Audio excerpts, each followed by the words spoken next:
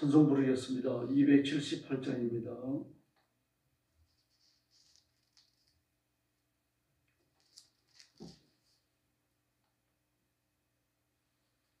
찬송가 278장 부르겠습니다.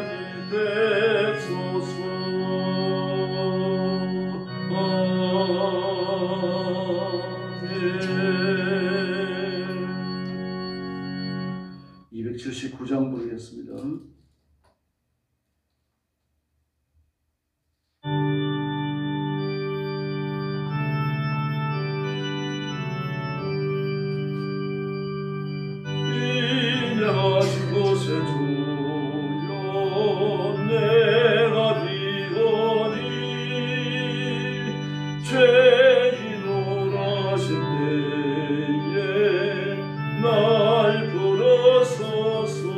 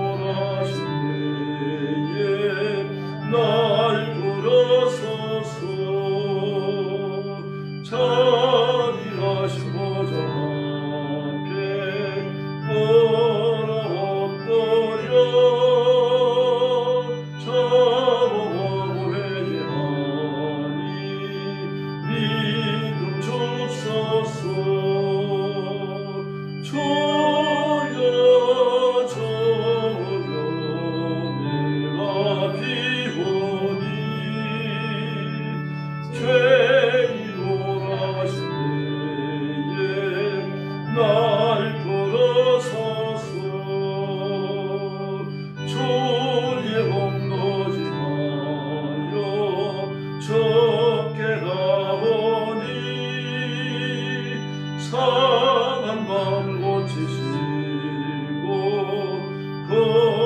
구원하소서. 주여 주여 내가 비오니 죄인 원하실 때에 날 부르소서. 만국은 우리 주여 위로하소서.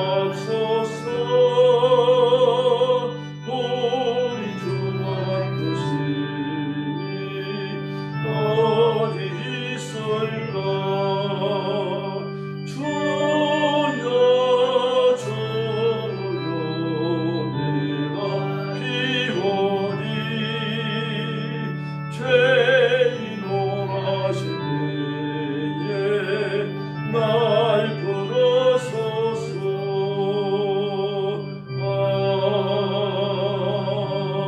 아멘.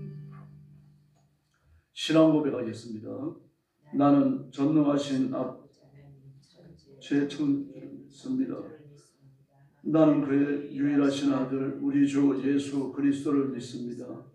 그는 성령으로 잉태되어 동정녀 마리아에게 산하시고 본디오 빌라도에게 고난을 받아 십자가에 못 박혀 죽으시고 장사된 지 사흘 만에 죽은 자 가운데서 다시 살아나셨으며 하늘에 오르시어 전능하신 아버지 하나님 우편에 앉아 계시다가 거기로부터 살아있는 자와 죽은 자를 심판하러 오십니다.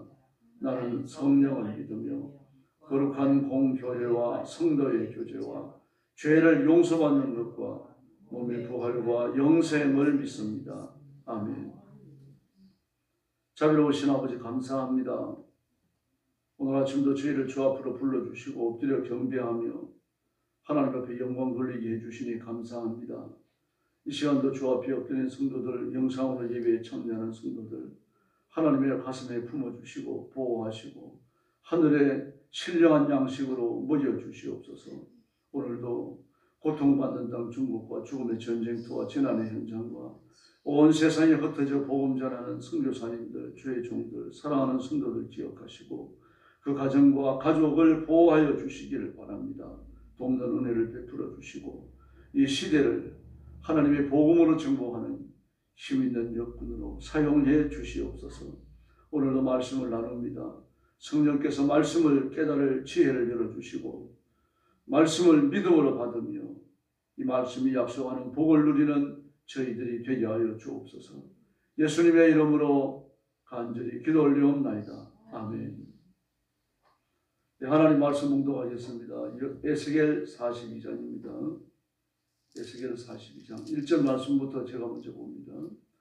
그가 나를 데리고 밖으로 나가 북쪽들로 가서 두 반에 이르니 그 두 반이 하나는 골방 앞뜰을 향하였고 다른 하나는 북쪽 근무를 향하였는데 그 방들의 자리의 길이는 100척이요 너비는 50척이며 그 문은 북쪽을 향하였고 그 방 3층에 회랑들이 있는데 한 반의 회랑은 20척비는 안뜰과 마주대에 하였고 다른 한 반의 회랑은 바깥뜰 박석 깔린 곳과 마주대에 하였으며 그 두 반 사이에 통한 길이 있어 너비는 10척이요 길이는 100척이며 그 문들은 북쪽을 향하였으며 그 위층의 방은 가장 좁으니 이는 회랑들로 말미암아 아래 층과 가운데 층보다 위층이 더 줄어집니다.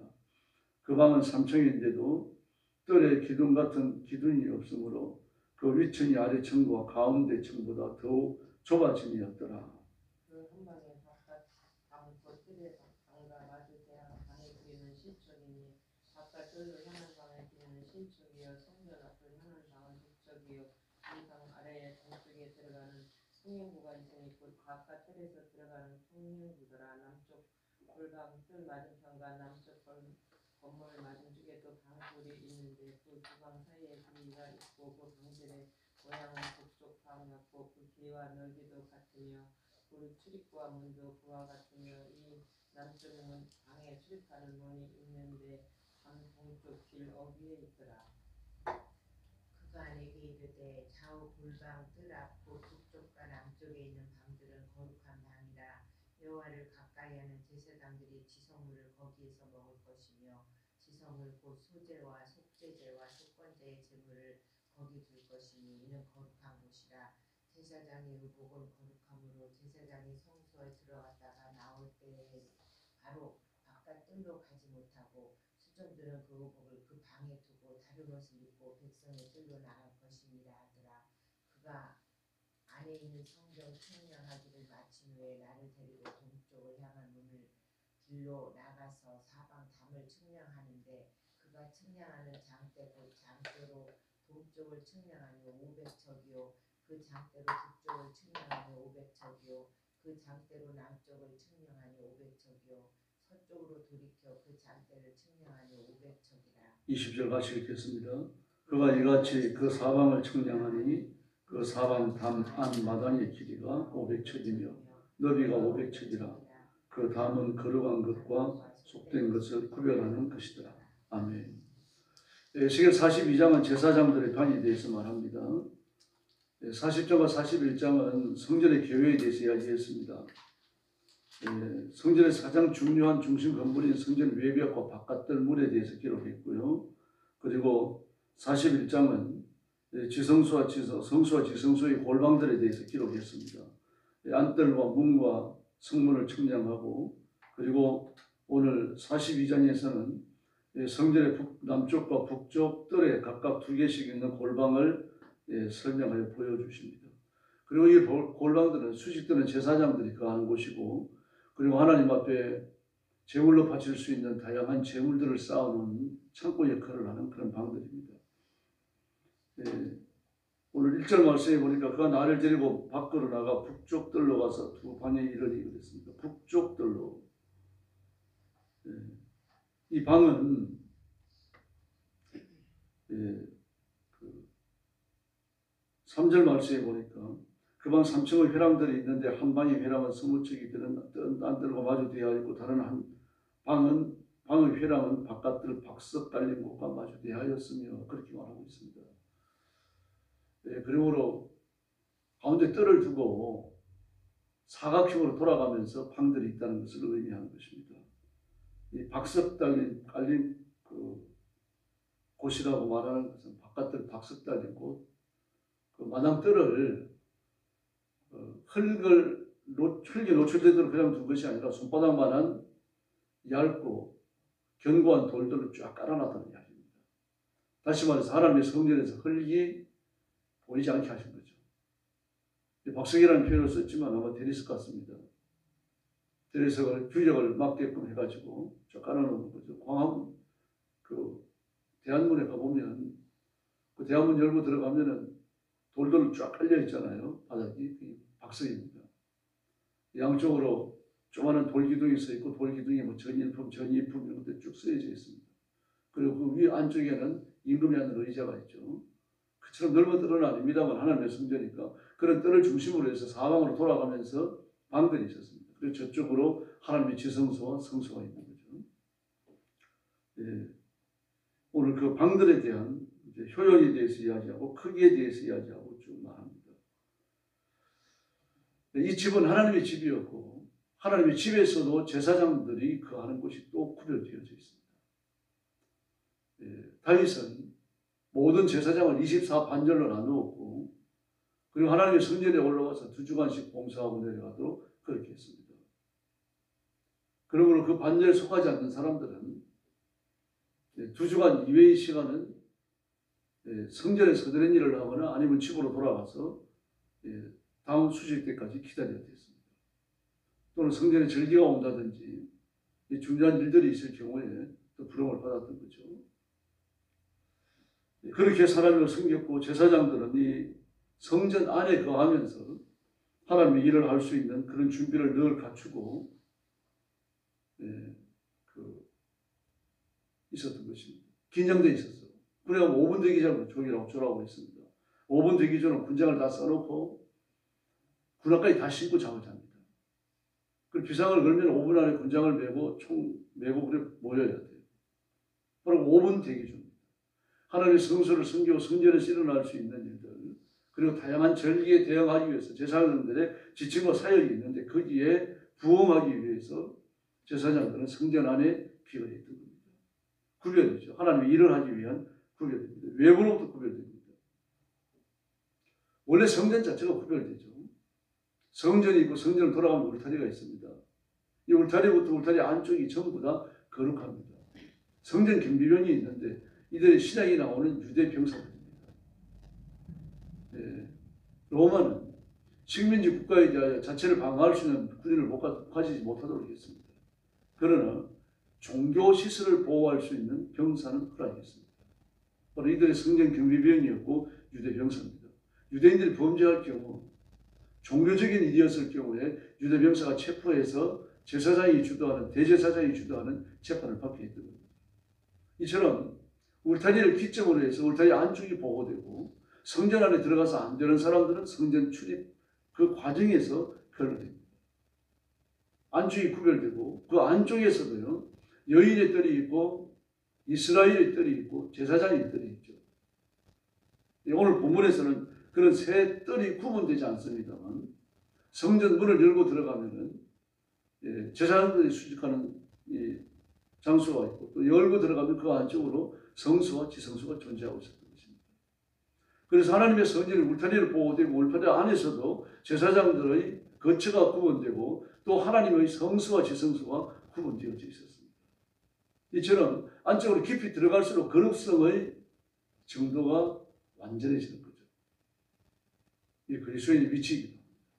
이 땅에서 불신자들과 함께 살아가지만 그리스도인은 구별된 하나님의 사람인 줄로 믿습니다. 그리고 민수기 2장에 보니까 너희는 몸을 구별하라고 했습니다. 몸을 구별하라. 세속적인 것들로부터 더러운 걸로부터요. 예레미야 1장 5절 말씀에 보니까 하나님께서 이스라엘을 이 땅의 모든 이방인들로부터 구별했다라고 말씀을 하십니다. 구별이라고 하는 것은 거룩하다는 그런 뜻입니다. 우리 하나님 앞에 헌금하기 위해서 떼놓은 돈은 굶더라도 그 돈을 쓰면 안 됩니다. 반드시 하나님 앞에 드려야 되는 거죠. 11조를 드려야 되는 것이고 주일 헌금을 드려야 되는 것이고 구약에도 마찬가지입니다. 짐승이 새끼를 놓으면은 그 새끼들 중에 10분의 1을 반드시 뗍니다. 그 애에 놓은 새끼는 튼튼하게 잘 자라도록 심혈을 기울이죠. 그 중에 특별히 실한 놈들이 있습니다. 이 실한 놈들을 모아가지고 지나가면서 10마리마다 하나씩을 카운트하면서 하나님 앞에 11조를 준비했던 겁니다. 하나님의 것이거든요. 사거나 팔거나 할 수 없고 잡아먹을 수 없었습니다. 마찬가지입니다. 우리는 하나님께 바쳐진 하나님의 것인 줄로 믿습니다. 그리고 자신을 구별하여 하나님 앞에 바쳐야 됩니다. 이 거룩함입니다. 예수님께 하나님께서는 내가 거룩하니 너희도 거룩하라 그렇게 말씀하셨습니다. 예수님도 하늘에 계신 너희 아버지의 거룩하심과 같이 너희도 거룩하라. 세속과 구별되라는 얘기죠. 육신의 정욕과 욕심을 따라 살지 말고 세상의 이익을 위해서 영적인 피해를 감수하는 그런 어리석은 그리스도인이 되지 말라는 이야기입니다. 그 속된 것으로부터 구별하라. 레위기 10장 10절입니다. 요한일서 2장 15절을 보니까요. 이 세상은 하나님의 사랑과 일치하지 않는다. 반대된다. 하나님의 사랑을 받지 못한다. 알지 못한다. 하나님의 사랑을 알지도 못한다. 그렇게 말하고 있습니다. 그러므로 그리스도인은 생각까지 이 세속으로부터 구별되어져야 할 줄로 믿습니다. 잠언 4장 23절을 보니까요. 무릇 지켜야 할 어떤 것보다 너희 마음을 지키라 그렇게 말씀을 하셨습니다. 마태복음 22장 37절을 보니까 온 마음을 다하여 주 너희 하나님을 사랑하라 그렇게 말씀을 하십니다. 그러므로 마음을 다해야 합니다. 또 에스겔서를 읽으면서 그 교훈을 받았죠. 너희 마음에 여호와 하나님 외에는 어떤 것도 드리지 말라고 했습니다. 마음을 베풀어 한 세트 전체를 하나님 앞에 바치라는 겁니다. 우리가 친구 집에 집들이 선물을 가면서 커피잔 세트를 샀다. 그 4개 한 세트다. 그럼 한 세트 중에 그 4개 한 세트인데 그 중에 하나를 빼놓고 3개만 갖다 주면 되겠습니까? 한 개 뺀 자리가 나는데요. 갖다 주면서 하나를 내가 쓰려고 그래. 얼마나 기분 나쁘겠어요. 갖고 오지 말지. 집에 커피잔 없습니까? 마찬가지입니다. 하나님 앞에 우리 마음을 베풀어 다 드려야 됩니다. 한 세트 전체를. 바로 이것이 구별입니다. 그리고 거룩함입니다. 그리고 제사장은 제사에 전념해야 되죠. 제사장을 위한 전용 공간이 있잖아요. 이처럼. 잠자는 곳이 있고 수직하는 곳이 있고 또 그 제사장들이 성전을 감금하기 위해서 필요한 모든 물품들을 모아놓는 다른 방들이 또 구별되어져 있습니다. 마태복음 16장을 보면 유월절을 지키러 올라온 사람들에게 자기 집을 제공하는 그런 사람들도 나옵니다. 이래서 제사장은 구별되어졌고, 그 신분 자체가 구별되어졌고, 삶이 구별되어지고, 주거 공간이 구별되어집니다.